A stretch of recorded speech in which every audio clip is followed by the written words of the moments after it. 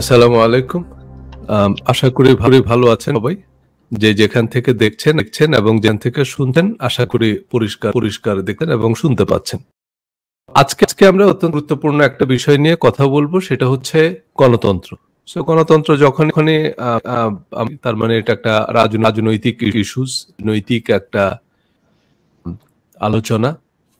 তো আমরা মূলত এই গণতন্ত্র বিষয়ে আমাদের স্কলারদের যে পরস্পর বিরোধী সেইটা মূলত আলোচনা সেই বিষয়ে হাসান মাহমুদ ভাই দীর্ঘ গবেষণার ভিত্তিতে অত্যন্ত ভিত্তিক আলোচনা করবেন আজকে। বড় বড় ইসলামিক স্কলাররা গণতন্ত্র বিষয়ে যে অভিমত ব্যক্ত করেছেন আমরা সরাসরি বলতে পারি ইসলামের গণতন্ত্র এখন গণতন্ত্রের ধারণাটা কি, এবং সে বিষয়ে আসলে কারণ গণতন্ত্রের যে ধারণা গণতন্ত্রের যে ব্যবস্থা সেটা প্রাচীন গ্রিসেও ছিল, তারপরে আমাদের ইসলামী খেলাফতেও এক ধরনের তন্ত্র, আবার অনেকে সেটাকে গণতন্ত্র মানতে নারাজ। এরকম পরস্পর বিরোধী অনেক বক্তব্য আসবে আজকে। সো সেগুলোর বিশদ রেফারেন্স ভিত্তিক আলোচনা, যে আমাদের ইসলামের সাথে গণতন্ত্রের সম্পর্ক বা সংঘাত আদৌ আছে কিনা, বা থাকলে সেটা একটা কিরকম, এবং সে বিষয়ে যারা ইসলামিক স্কলার ওনারা আসলে গণতন্ত্র বিষয়ে কি মতামত দিয়েছেন। সো আমরা সচরাচর যখন আমাদের ইসলামিক স্কলার বা মূলধারার ইসলামিক স্কলাররা কথা বলেন, তখন আমরা একটা পার্টিসান মাইন্ডসেট থেকে দেখি। ঠিক নিউট্রালি আমরা এক্সামিন করার সুযোগ পাই, মানে ক্রস ম্যাচ করার বিভিন্ন দিক থেকে জিনিসটা সম্পর্কে আসলে ইসলামিক স্কলারদের দৃষ্টিভঙ্গি কি বা ইসলামের দৃষ্টিভঙ্গি কি সেটা আমাদের জন্য বোঝাই হয়ে যায়।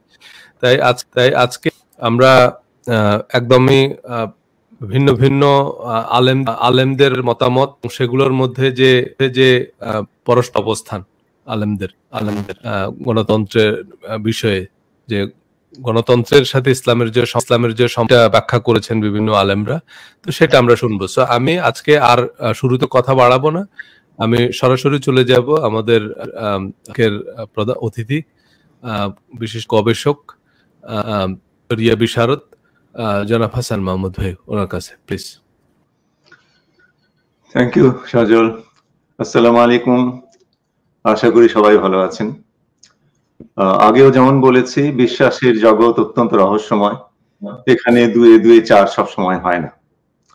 আজকের অনুষ্ঠান ইসলাম বনাম গণতন্ত্র কম্পারিজন নয়, আমি ফোকাস করব যে আলেমরা গণতন্ত্রকে কি বিভিন্ন ভাবে দেখেছেন, সমর্থন করেছেন, বিরোধিতা করেছেন, এই অ্যাঙ্গেল গুলো আলোচনা করবো। এটা আরো ইম্পর্টেন্ট এই জন্য যে জরিপে এসেছে যে এখন দেশের 80% লোক শারিয়া আইনের সমর্থক হয়ে উঠেছেন। ডক্টর আলী রিয়াজ ইলিনয় ইউনিভার্সিটির প্রফেসর।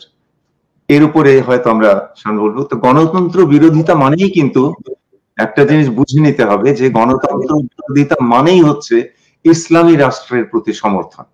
এটা একই মুদ্রার এপিঠ ওপিঠ। প্রথমেই আমরা আমাদের আলেমদের একটা অংশকে গণতন্ত্র ইসলামী রাষ্ট্রের বিষয়ে আমরা রাজনীতি ব্যাপারে উদাসীন দেখি। তারা হচ্ছেন আমাদের সুফিরা আর আমাদের সুবিশাল তবলিগি জামাতরা। ওনারা এই বিষয়ে বিশেষ মাথা ঘামান না, অন্তত আমার আমার অভিজ্ঞতা। তো ওনারা শারিয়া আইনকে দেখেন আধ্যাত্মিক হিসাবে, যেভাবে সাহাবীরা দেখতেন। আমরা পেয়েছি ইমাম গাজ্জালির ইহিয়া উলুমিদ্দিন প্রথম খণ্ডে আগের অনুষ্ঠানে দেখিয়েছি।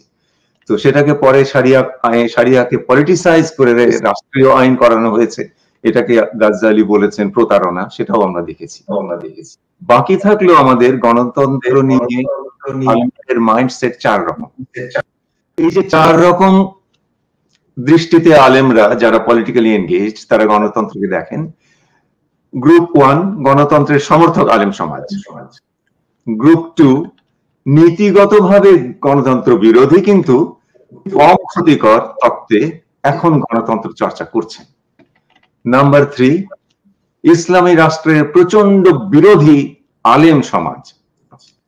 এটা অবাক হওয়ার মতো অনেকের মনে হতে পারে, আমি প্রমাণ দেব। আসলে কা তব কান্তা কস্তে পুত্র সংসার হয়াম অতীব বিচিত্র, সংসারে অতি বিচিত্র ঘটনা ঘটে। কিছু আলেম যেমন গণতন্ত্রের প্রচন্ড সমর্থক, কিছু আলেম গণতন্ত্রের প্রচন্ড বিরোধী। এটাই আজকের সমীকরণ। গ্রুপ 4 গণতন্ত্র বিরোধী আলেম সমাজে। এইবারে 1 by 1 মাইন্ডসেট। আজকের অনুষ্ঠানের ফোকাসটাই হবে মাইন্ডসেট, যে কে কিভাবে চিন্তা করেন। কারণ মানুষের চিন্তাটাই কিন্তু তার কথাকে এবং তার কাজকে নিয়ন্ত্রণ করে।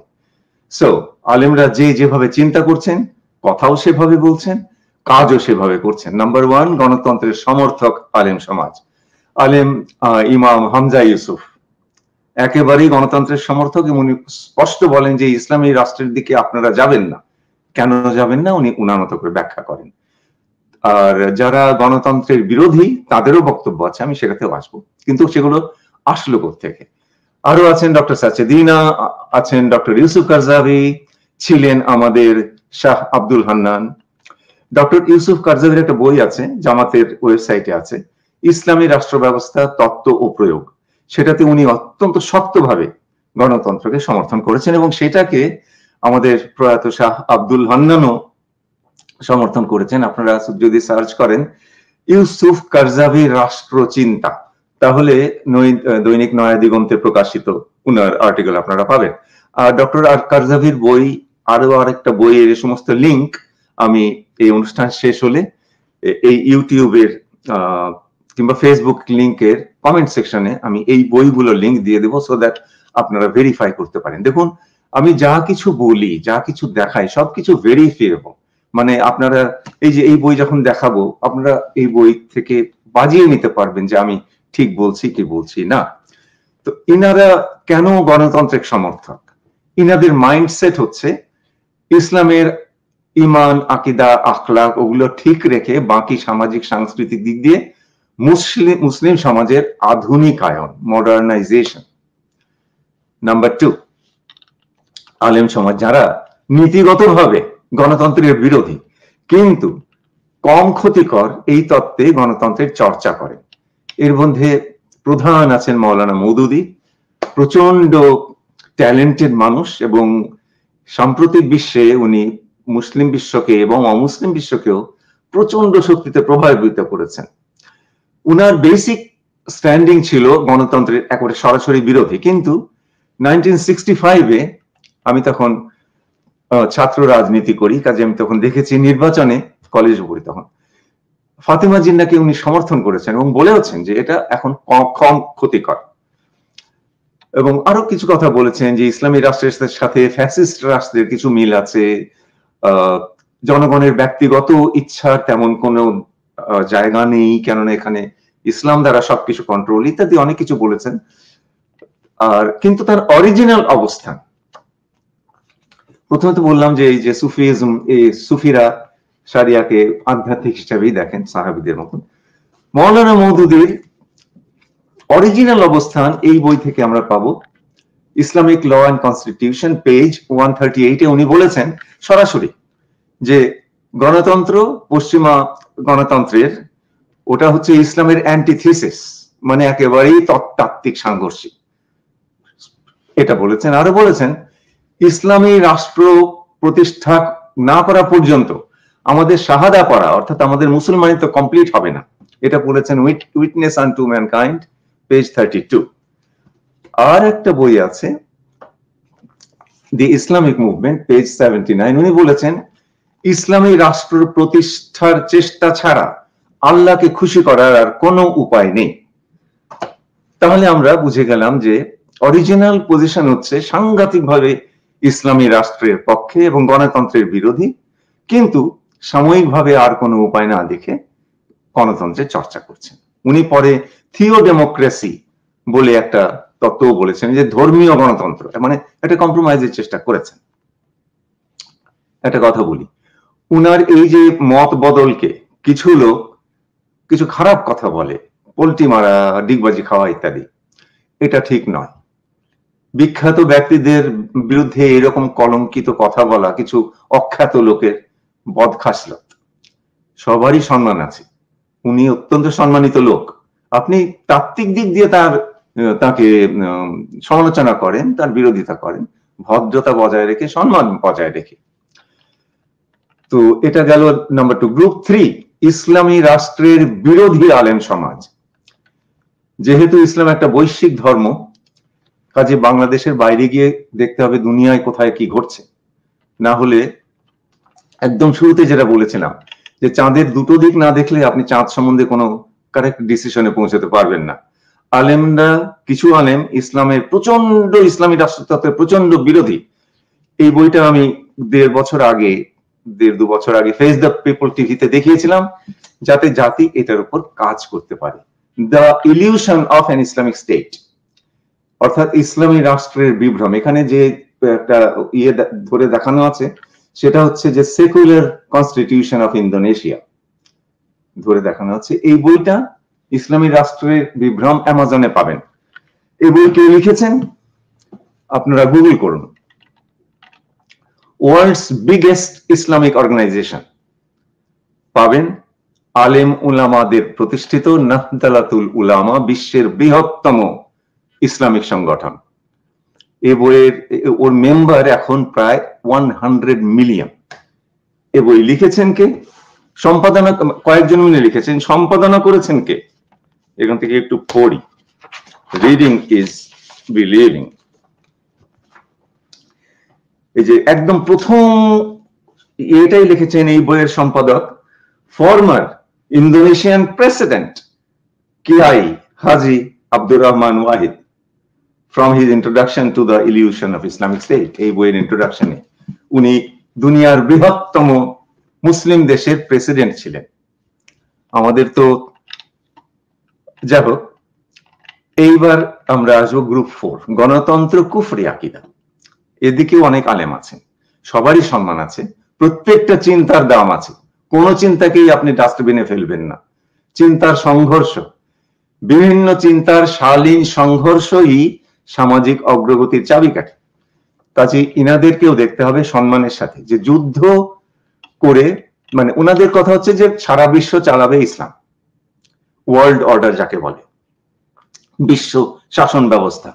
তাই বিশ্ব শাসন ব্যবস্থা ইসলামকে কায়েম করতে হবে যে কোনো ভাবে সম্ভব, ইনক্লুডিং যুদ্ধ করে হলেও। এইটা ওনাদের মাইন্ডসেট।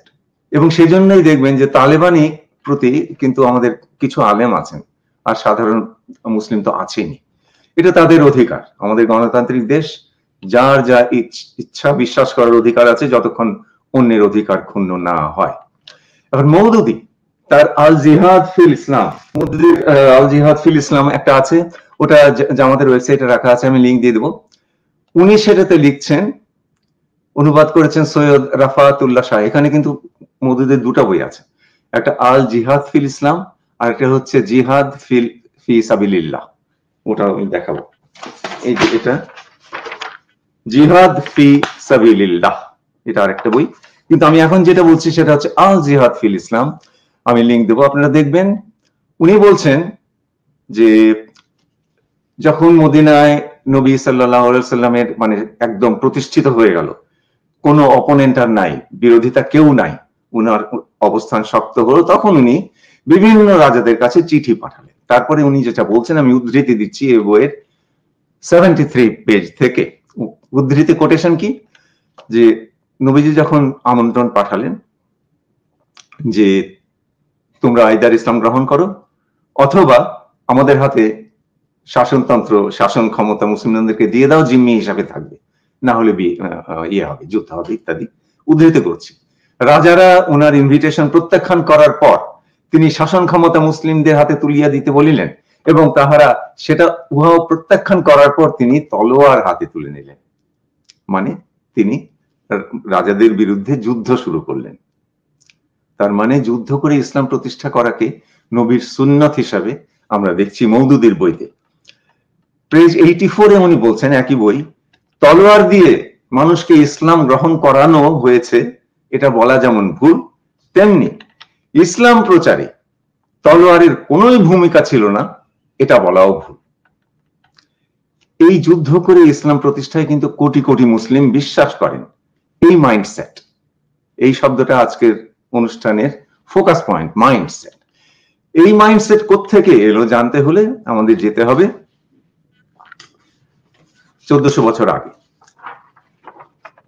622 সালে হিজরতের পর থেকে 732 সালে ফ্রান্সে মুসলমান সৈন্যদের পরাজয় পর্যন্ত 110 বছর ধরে মুসলিমরা প্রচন্ড শক্তিতে জয় করেছে দেশের পর দেশ, পুরো মধ্যপ্রাচ্য, পুরাও উত্তর আফ্রিকা, স্পেন।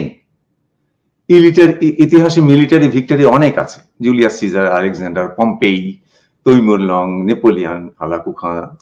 কিন্তু ধর্মের নামে এই ধরনের সামরিক বিস্ফোরণ এই প্রথম। দেখা যায় কি রিলিজিয়াস মাইন্ডসেট কি পদ্ধতিতে গড়ে ওঠে। 110 বছর, কয়েক প্রজন্ম ধরে এই অপ্রতিহত মহাবিজয় দেখতে দেখতে মাইন্ডসেটে কি ঢুকবে, আপনি হলে কি হতো, আমি হলে কি হতো। এই তো প্রমাণ আমরা শ্রেষ্ঠ জাতি। কোরআন বলেছে তো, সূরা ইমরান আয়াত 110, আমরা তো সেটা প্রমাণ করছি। এই তো প্রমাণ আল্লাহ ইসলামকে, মুসলিমকে সারা বিশ্বের উপরে বিজয়ী করবেন, সূরা তাওবা আয়াত 33, আরো ডজন খানেক আয়াত। কাজে বাস্তব অভিজ্ঞতার সাথে কোরআনের আয়াত এইভাবে মিলে গেল। বাস্তবটা ছিল যুদ্ধের বিজয়। সো ইসলামটা যুদ্ধ ভিত্তিক একটা মাইন্ডসেট গড়ে উঠলো স্বাভাবিকভাবেই। সামনে চলে এলো বিখ্যাত যাকে বলা হয় ভার্স অফ সোল্ড, তলোয়ারের আয়াত, সূরা তাওবা। তোমরা লড়াই করো আহলে কিতাবে সেসব লোকের সাথে যারা আল্লাহ ও শেষ কিয়ামতে বিশ্বাস রাখে না এবং আল্লাহ রসুল যা হারাম করেছেন তা হারাম করে না, আর সত্য দিন গ্রহণ করে না, ইসলাম গ্রহণ করে না, যতক্ষণ না তারা নত হয়ে সহস্তে জিজিয়া কর প্রদান করে। তার মানে জিজিয়া কর না দেওয়া পর্যন্ত সবার সাথে যুদ্ধ করতে হবে। বাই দ্য ওয়ে, কোরআনের এই একটা আয়াতেই কিন্তু ওই জিজিয়া শব্দটা আছে। এখন আপনারা গুগল করুন এই বই। আমি যে সহিহ বুখারী দেখাই ওটা 9 খণ্ড, তো ওটার একটা সামারাইজ ভার্সন আছে, অ্যামাজনে পাবেন। হ্যাঁ, $50 দাম, 10 সেন্ট কম। সামারাইজড সহিহ Bukhari Arabic - English, doctor Mohsin খানের। এইটার 1081 পৃষ্ঠায় কি লেখা আছে, ওই পৃষ্ঠা স্ক্যান চাইলে জানাবেন। যে কোনো বইয়ের স্ক্যান চাইলে আমাকে মেসেঞ্জারে জানাবেন। আমি কমেন্ট অত পড়ে উঠতে পারি না, মেসেঞ্জারে দিলে আমি স্ক্যান পাঠাবো। খেয়াল করে দেখুন, এইবার আমরা অত্যন্ত ইম্পর্টেন্ট একটা অধ্যায়ে যাচ্ছি। সেটা হচ্ছে যে শব্দ এবং বাক্য আমাদের মাইন্ডসেট তৈরি করে, সেটা মিডিয়াই হোক, সেটা ধর্মগ্রন্থই হোক। 1400 বছর আগে বানানো এই বাক্যগুলো চিরকাল কোটি কোটি মুসলিমের মাইন্ডসেট নিয়ন্ত্রণ করেছে এবং করছে। সেখানে বলা হলো 1081 পৃষ্ঠায় লেখা আছে, প্রথমে যুদ্ধ নিষিদ্ধ ছিল, তারপর যারা মুসলমানদের বিরুদ্ধে যুদ্ধ করে এবং আল্লাহ ছাড়া অন্যের উপাসনা করে তাদের বিরুদ্ধে প্রথমে যুদ্ধের অনুমতি দেওয়া হলো এবং তারপর যুদ্ধকে বাধ্যতামূলক করা হলো। এই যে ইসলামের বয়ান যুদ্ধ ভিত্তিক, এটা তো সাপোর্ট লাগবে। সাপোর্টে চলে এলো শারিয়া আইন, হানাফি ল, শাফি ল বোথ। এটা আল আজহার ইউনিভার্সিটির সত্যায়িত উমদাত আল সালিক। এটা পৃষ্ঠা 603 তে বলা হচ্ছে, the caliph fights all other people until they become Muslims. সবাই মুসলিম না হওয়া পর্যন্ত খলিফা তাদের বিরুদ্ধে যুদ্ধ করবেন। ল নাম্বার O9.9, হানাফি ল ও তাই, এই বইয়ের মধ্যে আছে। ফাইন, শারিয়া ল বানানো হলো ওই বয়ানের পক্ষে, এবং তো হাদিস লাগবে। হাদিস অনেকগুলো হাদিসে আপনি পাবেন। এটা আমি পড়ছি ভলিউম 4, হাদিস 196, সংশ্লিষ্ট অংশ। Narrated Abu Hurairah radhiyallahu anhu, Allah's apostle sallallahu alaihi wasallam said, I have been ordered to fight with people till they say none has the right to be worshipped but Allah. মানুষ লা ইলাহা ইল্লাল্লাহ না বলা পর্যন্ত তাদের বিরুদ্ধে আমাকে যুদ্ধ করার জন্য আদেশ দেওয়া হয়েছে। এটা কোরআনের 27টা আয়াতের লঙ্ঘন, আপফ্রন্ট লঙ্ঘন। সুসংবাদদাতা, উপদেশদাতা, সতর্ককারী ইত্যাদি ব্যতীত আল্লাহ নবী রাসূল পাঠান না। আমার এই বইতে পুরো 27টা আয়াত দেওয়া আছে। সমর্থনে তাফসীর চলে এলো কি, সূরা হাদীদ আয়াত 25, লোহা, আল্লাহ লোহা দিয়েছেন, লোহার মধ্যে শক্তি আছে, অবশ্যই শক্তি আছে। সুই থেকে শুরু করে লাঙল, এরোপ্লেন, হোয়াট এভার, এভরিথিং, যুদ্ধের তলোয়ার, এভরিথিং এই লোহার শক্তিতে আমরা করি। কিন্তু ইবনে কাতির সেটাকে বাকি সবগুলো বাদ দিয়ে যুদ্ধের, এই লোহার শক্তি হচ্ছে যুদ্ধের শক্তি, যুদ্ধে লিমিট করে ফেললেন।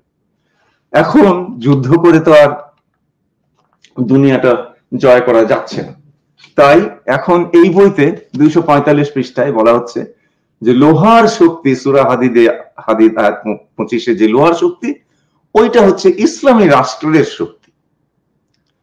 এটা কেমন হলো আপনারাই বলবেন। ইন্টারেস্টিংলি, যুদ্ধ করে দুনিয়া জয় করার এই মাইন্ডসেট এখনো চলছে। মওদুদী ও জিহাদ ফি সাবিলিল্লাহ বইতে এই দাবিটা করেছেন। অনুবাদক খুরশিদ আহমেদ, কমেন্টে লিংক দিয়ে দেবো। মওদুদী বলেছেন ওর পৃষ্ঠা 17-এ, জিহাদের উদ্দেশ্যই হইল আন ইসলামিক শাসন উচ্ছেদ করিয়া ইসলামী শাসন প্রতিষ্ঠা করা, এর চূড়ান্ত উদ্দেশ্য বিশ্ব বিপ্লব করা। আমার মনে হয় এই মাইন্ডসেটটা আমাদের কাছে পরিষ্কার হয়েছে যে অন্যান্য কোন শাসন ব্যবস্থা দুনিয়ায় থাকা যাবে না, যুদ্ধ করে হলেও উৎখাত করতে হবে। উনি আরো বলেছেন একই বইতে, একই পৃষ্ঠায়, মুসলিম পার্টি, উম্মাকে উনি পার্টি বলেছেন, মুসলিম পার্টি অন্যান্য দেশকে ইসলাম গ্রহণের আহ্বান জানাবে। সেই সাথে ক্ষমতা যদি থাকে তাহলে মুসলিম পার্টি দুনিয়া থেকে সব আন ইসলামিক সরকারকে উচ্ছেদ করে ইসলামী সরকার প্রতিষ্ঠা করবে। এটা বইটা আপনারা কিনতেও পারেন, ব্রাউন কালারের ছোট্ট বই, জিহাদ ইন ইসলাম। এই যে পার্টি, উনি উম্মাহ শব্দটাকে পার্টি হিসাবে বললেন, যে অথচ নবীজি নিজে মদিনা সনদে যে 47টা ধারা আছে তার প্রথম ধারাতে মদিনার মুসলিম অমুসলিম সবাইকে বলেছেন এরা সবাই মিলে একটি উম্মাহ। এটা লেখা আছে যে the first written constitution of the world, doctor Hamidullah, ওনার আরো অনেক ভালো ভালো কাজ আছে। তো এই যে যুদ্ধভিত্তিক, মানে একটা ধর্ম যুদ্ধ করে সারা বিশ্ব জয় করে ফেলবে, এর প্রতিবাদ তো হয়েছে। এই যে প্রিন্সিপলস অফ ইসলামিক জুরিসপ্রুডেন্স 507 পৃষ্ঠায় উনি প্রতিবাদ করে বলেছেন যে অমুসলিমদের প্রতি, ভালো করে শোনেন, দিস ইজ ভেরি ইম্পর্টেন্ট সজল, অমুসলিমদের প্রতি শান্তি, সহনশীলতা, মূল্যবোধের 100টার বেশি আয়াতকে এই এক তলোয়ারের আয়াত সূরা তাওবা 29 দিয়ে বাতিল করা হয়েছে। উনি বলছেন এটা তখনও ঠিক ছিল না, এটা এখনো ঠিক নয়। বিউটিফুল ভাবে বলেছেন। আরো প্রতিবাদ করেছে যে Muslim jurisprudence Quranic law of crimes পৃষ্ঠা 8। আরো প্রতিবাদ করেছেন the Islamic roots of democratic pluralism, doctor Abdul Aziz Sachedina, খুব বিখ্যাত স্কলার, ভালো স্কলার। আচ্ছা, এখন ওদিকে তো প্রতিষ্ঠা হলো মধ্যপ্রাচ্য থেকে স্পেন পর্যন্ত। এখানে একটা খুব ইম্পর্টেন্ট ব্যাপার, সেটা হচ্ছে যে কোন সামরিক শাসক কিংবা কোন যুদ্ধ সেনাপতি একসাথে দুটো মেজর যুদ্ধ ফ্রন্ট খুলতে চায় না, তার কারণ ওটা খুব রিস্কি হয়ে যায়, রাইট? যখন আমরা দেখি 710-11 দিকে তারিক বিন জিয়াদ স্পেন দখল, মানে যুদ্ধ, মানে আক্রমণ করছেন, তখন মীর কাসেম, মোহাম্মদ বিন কাসেম ভারতবর্ষ আক্রমণ করছেন। তো সেনাপতি হাজ্জাজ বিন ইউসুফ উনি কি করে দুটো যুদ্ধের রিস্ক নিলেন? ওয়েল, উনার প্রধান ছিল, ফ্রন্ট ছিল অ্যাকচুয়ালি স্পেন, কিন্তু সিন্ধুতে উনি বাধ্য হলেন। কেন? আপনারা জানেন যে আরবরা খুব বণিক ছিল, ব্যবসায়ী ছিল, ওই সমুদ্রগামী। ভারতবর্ষ থেকে মেইনলি নিত মশলা, আর বাংলা থেকে মসলিন নিয়ে ইউরোপের দিকে যেত। মাঝখানে একটা স্টপ ওভার ছিল করাচির বন্দর, পানি, খাবার দাবার এগুলো নেওয়ার জন্য। তো ওইরকম একটা মশলা জাহাজ করাচির বন্দরে জলদস্যু দিয়ে হয়ে যায়, ডাকাতি হয়ে যায়। তখন হাজ্জাজ বিন ইউসুফ রাজা দাহিরকে বলেন ক্ষতিপূরণ দাও। রাজা দাহির বলেন না, আমার বন্দর হযরত বিন ইউসুফ বলেন যে ক্ষতিপূরণ দাও কেন, আমরা তোমাকে ট্যাক্স দিই। রাজা দাহির বলেন আমি ট্যাক্স নেই, শুধু আমার বন্দরে তোমরা এসে থাকবে, স্টপ ওভার করবে, সেজন্য নিরাপত্তার দায়িত্ব আমার না। এইখানে হযরত বিন ইউসুফ তো ক্রুদ্ধ মানুষ ছিলেন, আপনারা জানেন কত সাহাবী, লক্ষ লক্ষ লোক উনি খুন করেছেন। তখন মুহাম্মদ বিন কাসিমকে, এই রাজা দাহিরকে আক্রমণ করার জন্য পাঠান। এবং দেখেন মানে মুসলমানদের আত্মবিশ্বাস বলিয়ান হবে না কেন, একই সময়ে স্পেনেও ভিক্টরি, ইন্ডিয়াতেও ভিক্টরি, দুই ফ্রন্টে একসাথে বিজয়ী হয়েছিলেন, দুই ফ্রন্টে একসাথে। এটার অনেক অনেক ইয়ে আছে, ডাইনামিক্স আছে। হিটলার জিতেই যাচ্ছিল, আপনারা যদি ডানকার্ক ডিসাস্টার সার্চ করেন এখনই দেখবেন যে হিটলার ফ্রান্স দখল করে ফেলেছে, ইংল্যান্ড দখল করতেই পারে, ওইটা না করে ওটা অসমাপ্ত রেখে সে জুন 2042 সালে রাশিয়া আক্রমণ করল। ওইটাই হলো তার কাল। জুন করলে একটু পরে আসলো শীতকাল। শীতকাল হচ্ছে রাশিয়ার আরেকটা সৈন্য দল বলে বলা, জেনারেল উইন্টার, যেখানে মানে উইন্টারে রাশিয়া আক্রমণ করে নেপোলিয়ন পর্যদুস্ত হয়েছে। হিটলারের হারের এইটা প্রধান কারণ যে সে দুটো ফ্রন্ট একসাথে ওপেন করেছিল এবং হেরেছে। মুসলিমরা দুটো ফ্রন্টেই জিতেছে। এই আত্মবিশ্বাস নিয়ে মুসলমানরা ওখানে যা হয়েছে আমরা জানি যে সাম্রাজ্য প্রতিষ্ঠা হয়েছে। এদিকে ভারতবর্ষ থেকে ইন্দোনেশিয়া পর্যন্ত ফুটে উঠলো আরেক ইসলাম, অগণিত সুফিরা এলেন, মানুষ এমন বন্যার মতো ইসলাম গ্রহণ করলো যে বহু জায়গা মুসলিম মেজরিটি হয়ে গেল, বাংলা যেমন, ইন্দোনেশিয়া যেমন। এটা কিভাবে হলো? একটা তলোয়ার ঘোরেনি, কোন রাষ্ট্র ক্ষমতা লাগেনি, এক বিন্দু রক্তপাত হয়নি, কাউকে কাফের মুরতাদ বলা হয়নি, শত শত বছরে একটা বসতি ধ্বংস হয়নি, একটা নারী বিধবা হয়নি, একটা বাচ্চা এতিম হয়নি। ইতিহাস আমাদেরকে কি বলছে? ধর্ম প্রতিষ্ঠা করতে রাষ্ট্র ক্ষমতা লাগবে? পরাক্রান্ত বাদশাহ, রাষ্ট্র ক্ষমতাধারী বাদশাহ আকবরের দিনে এলাহি উড়ে গেছে কালের হাওয়ায়। রাস্তায় রাস্তায় খালি পায়ে ঘোরা শ্রী চৈতন্য দেবের বৈষ্ণব ধর্ম টিকে আছে। টিকে আছে পাবনার অনুকূল ঠাকুরের এতটুকু সৎসঙ্গ ধর্ম, তার অনুসারী টরন্টোতেও আছে আমার শহরে। দেখুন, রাজপুত্র ছিলেন সিদ্ধার্থ গৌতম বুদ্ধ, মহাবীর ছিলেন রাজপুত্র, ক্ষমতা ছেড়ে জনতায় ফিরে এসেছিলেন। প্রতিষ্ঠিত হয়নি বৌদ্ধ ধর্ম, জৈন ধর্ম? হয়েছে তো। আমাদের 1,00,000 বা 2,24,000 পয়গম্বর, কয়জন শাসক ছিলেন? আমি জানি মাত্র 4 জন। আমাদের নবীজি সাল্লাল্লাহু আলাইহি ওয়াসাল্লাম, হযরত দাউদ আলাইহিস সালাম, হযরত সুলাইমান আলাইহিস সালাম আর হযরত ইউসুফ আলাইহিস সালাম মন্ত্রী ছিলেন, ব্যাস। তো আমাদের অনেক সুফি, দেশের দিকে তাকানো যাক, আমাদের অনেক সুফি বুলন্দ যোদ্ধা ছিলেন।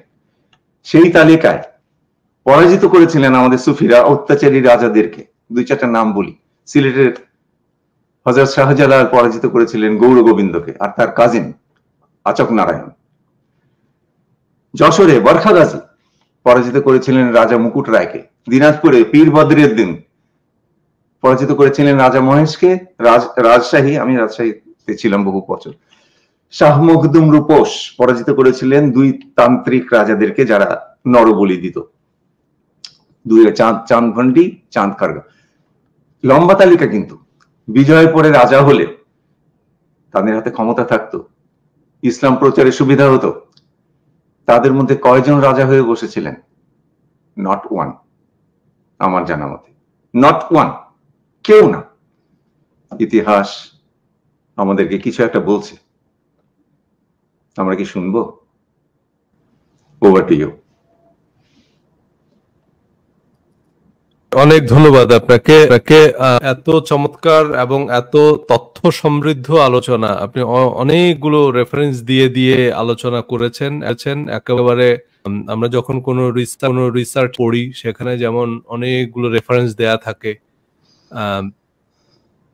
ভিন্ন ভিন্ন মতের, এবং যে রেফারেন্স গুলো দিয়েছেন এগুলো অত্যন্ত সমৃদ্ধ রেফারেন্স, অত্যন্ত মানে গ্রহণযোগ্য, খুবই নেতৃস্থানীয় কিছু রিসার্চ ওয়ার্ক থেকে আপনি রেফারেন্স দিয়ে দিয়ে দেখিয়েছেন। এবং শেষে যে কনক্লুশনটা ড্র করেছেন সেটা আমার কাছে মানে সেটা সব কথার শেষ কথা, যে আসলে ইসলাম প্রতিষ্ঠার জন্য বা কোনো মতাদর্শ ধর্ম মত প্রতিষ্ঠার জন্য রাষ্ট্র জরুরি তো নাই, কারণ যেটা আপনি বললেন যে আমাদের বেশিরভাগ নবী কিন্তু রাষ্ট্র ছিলেন না।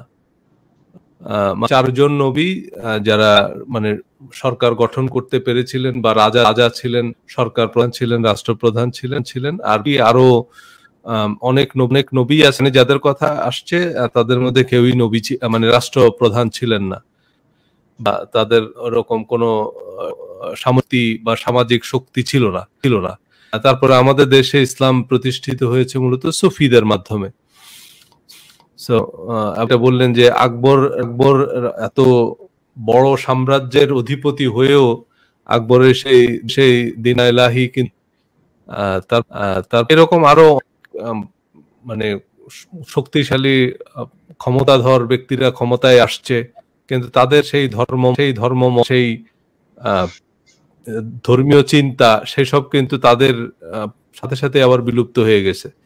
তারা হয়তো জোর করে, যতদিন রাষ্ট্র ক্ষমতায় ছিল, জোর করে মানুষকে দিয়ে কিছু রিচুয়াল পালন করাতো, কিন্তু তাদের সাথে সাথে সেগুলো আবার বিলুপ্ত হয়ে গেছে। কিন্তু সুফিরা বিলুপ্ত হয়ে সুফিদের ইন্তেকালের পরেও কিন্তু সেই ধর্মমত টিকে আছে এখনো আমাদের দেশে। কাদেরিয়া তরিকা, চিশতিয়া তরিকা, তারপরে এরকম মানে সুফিরা নাই, কিন্তু ওনাদের যে ইভেন ধর্মমত, ওনাদের যে তরিকা, সেটা কিন্তু এখনো পর্যন্ত টিকে আছে। আমাদের বেশিরভাগ মানুষ এসব সুফি তরিকারণ করে।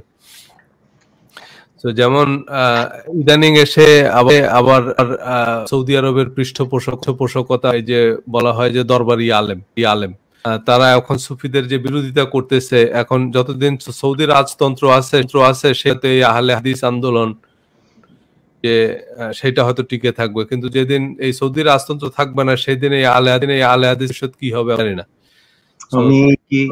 আমি কি একটু কিছু বলতে পারি এখন? জি প্লিজ। ইসলাম কি আপনারা অনেক জায়গায় পাবেন, হ্যাঁ, আমি এখান থেকে বলছি। ইসলাম কি সেটা আমাদেরকে বলে গেছেন যিনি ইসলাম আমাদেরকে দিয়েছেন। আর কারো কথা শোনা কি দরকার আছে? পৃষ্ঠা 498 বহু জায়গায় পাবেন। আমার বইয়ের মধ্যে আমি বহু জায়গা থেকে দিয়েছি, সহিহ বুখারীতে পাবেন। তো যাই হোক, একদা হযরতে জিবরাইল আলাইহিস সালাম মানুষের বেশে মহানবী সাল্লাল্লাহু আলাইহি ওয়াসাল্লামের নিকট উপস্থিত হইয়া বলেন, হে আল্লাহর রাসূল, ইসলাম কি? দেখেন, পয়েন্ট ব্ল্যাঙ্ক কোশ্চেন, এর মধ্যে খেলা করার উপায় নাই। এর মানে ওই আর ওর মানে তাই করে পানি ঘোরা করার কোনো উপায় নেই। What is Islam? Right down on paper. Islam কি? তিনি বললেন, ইসলাম এই যে তুমি আল্লাহর ইবাদত করিবে এবং তাহার সহিত কোনো কিছু শরীক করিবে না, বিধিবদ্ধ নামাজ কায়েম করিবে, ফরজকৃত যাকাত প্রদান করিবে। অন্য একটা আয়াতে আছে, এগুলোই আছে, এবং আছে যে এই পাত্র ব্যবহার করবে। তো সেটা নিয়ে আমি কয়েক বছর ছুটেছি, পাত্র ব্যবহারের কি আছে, হ্যাঁ, পাওয়া যায় না। শেষ পর্যন্ত পেয়েছি যে ওই পাত্রগুলোতে মদ বানানো হতো। ইসলাম ইজ দ্যাট সিম্পল। আরেকটা কথা বলে, এটা সহিহ বুখারী, হাফিজ আব্দুল জলিলের, এটা হাদিস নাম্বার 12। দেখুন, আমাদের মুসলিমদের যে এত চেষ্টা, হেন তেন এভরিথিং, কত কিছু করি আমরা বেহেশতে যাওয়ার জন্য, তাই না? এই যে নামাজ, কালাম, হজ, যাকাত, এভরিথিং কি নাজাত পাওয়ার জন্য, বেহেশতে যাওয়ার জন্য। ওকে, একদা আব্দুল্লাহ, এটা পৃষ্ঠা হাদিস নাম্বার 12, আব্দুল্লাহ কায়েস গোত্রের প্রতিনিধি দল মদিনায় এলো, আমার ভাষায় বলছে, অনেক লম্বা হাদিস। তারপরে তারা এসে বলল যে, আপনি আমাদিগকে কয়েকটি স্পষ্ট উপদেশ ও আদেশ নিষেধ বলিয়া দিন, যাহা অনুসরণ করিয়া আমরা সকলে বেহেশত লাভের উপযুক্ত হইতে পারি। বিউটিফুল। উনি কি বললেন? যে এই করলে বেহেশতে যেতে পারবে। সিম্পল। কি বললেন? তিনি বললেন, কায় মনোবাক্যে এই অঙ্গীকার ও স্বীকারোক্তি করা যে একমাত্র আল্লাহই মাবুদ, আল্লাহ ব্যতীত অন্য কোনো মাবুদ নাই, নাম্বার 1, এবং মুহাম্মদ সাল্লাল্লাহু আলাইহি ওয়াসাল্লাম আল্লাহর রাসূল। নামাজ উত্তম রূপে আদায় করা, যাকাত দান করা, রমজান মাসে রোজা রাখা এবং গনিমতের মালের পঞ্চমাংশ দেওয়া, যেটা এখন অ্যাপ্লিকেবল নয়। রসুল তাহাদিগকে চারিটি বস্তু, এই যে এখানে পেয়েছি, চারিটি বস্তু পাত্র ব্যবহার করিতে নিষেধ করিলেন, তাহাদিগকে ইহাও বললেন, এইসব আদেশ নিষেধকে তোমরা ভালো রূপে হৃদয়ঙ্গম করিয়া লইবে এবং দেশে গিয়া সবাইকে জানাইয়া দিবে। আমি এটা বলে শেষ করছি, বেহেশতে যেতে চাই কি করতে হবে? কায়ামনক বাক্যে বলতে হবে আল্লাহ একমাত্র মাবুদ, লা ইলাহা ইল্লাল্লাহ।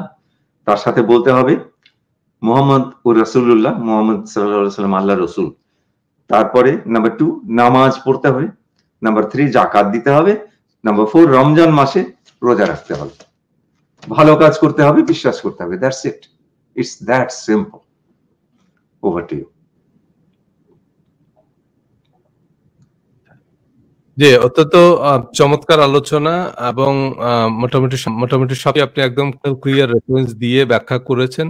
সো আমরা কোনো বিতর্কিত আলোচনা না যে ইসলাম বনাম গণতন্ত্র, এই ধরনের কোনো বিতর্কিত টাইটেল দিয়ে বা তন্ত্রকে ইসলামের মুখোমুখি করে না, কারণ গণতন্ত্র সম্পর্কে আসলে আমাদের ইসলামিক স্কলারদের যে মাইন্ডসেট বা গণতন্ত্রকে ইসলামিক স্কলাররা কে কি মনে করেন, কেন মনে করেন, সেসব জিনিসগুলো আমরা বিভিন্ন তথ্য উপাত্তের ভিত্তিতে আলোচনা করেছি। সো এই আলোচনাটা আশা করি আপনাদের জন্য একটা রিসোর্স হিসেবে থাকবে।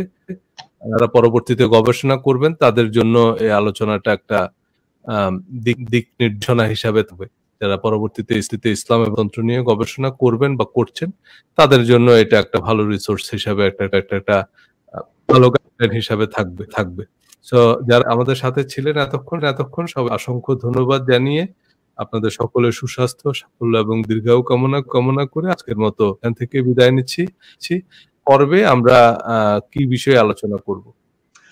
এই মুহূর্তে আমাদের Illinois university doctor Ali Riaz অত্যন্ত নির্ভরযোগ্য মানুষ, স্কলার। উনার একটা রিপোর্টে এসেছে যে বাংলাদেশে এই মুহূর্তে 80% এর মতো লোক শারিয়া আইন চায়। তো যেহেতু আমরা একটা বাস্তবতার সম্মুখীন হচ্ছি, যে রাষ্ট্রটা 1971 সেকুলার হিসেবে যাত্রা শুরু করেছিল, সেখানকার মানুষ এখন এই 53 বছরে এসে 80% শারিয়া আইন চায়। এই কি প্রসেসে এটা হলো, ওই পয়েন্ট এ থেকে এই পয়েন্ট বি তে আমরা কোন রাস্তা ধরে এলাম, কোন কারণে এটা ঘটলো, আমি সেগুলো একটু এক্সপ্লেইন করব। এটা সমর্থনও নয়, বিরোধিতাও নয়, জাস্ট কতগুলো ডেটা অ্যানালাইজ করব। এটা আমাদের জন্য অত্যন্ত দরকার, বিকজ আমরা এটা পছন্দ করি বা না করি, যেটা যেমন দ্রব্যমূল্য পছন্দ করি না করি আপনি এড়িয়ে যেতে পারেন না, ঠিক তেমনি একটা দেশের 80% লোক যদি একটা ডক্টরিনে বিশ্বাস করে, তাহলে সমাজ তার একটা আগ্রহ তৈরি হয়, একটা চাপ তৈরি হয়। ওটা নিয়ে আমরা সামনে সোমবারে আলোচনা করব। আচ্ছা, ঠিক আছে। সামনের সোমবারে আবার আপনাদের সাথে আমরা যুক্ত হব। ধন্যবাদ। আল্লাহ হাফেজ। আসসালামু আলাইকুম। ধন্যবাদ।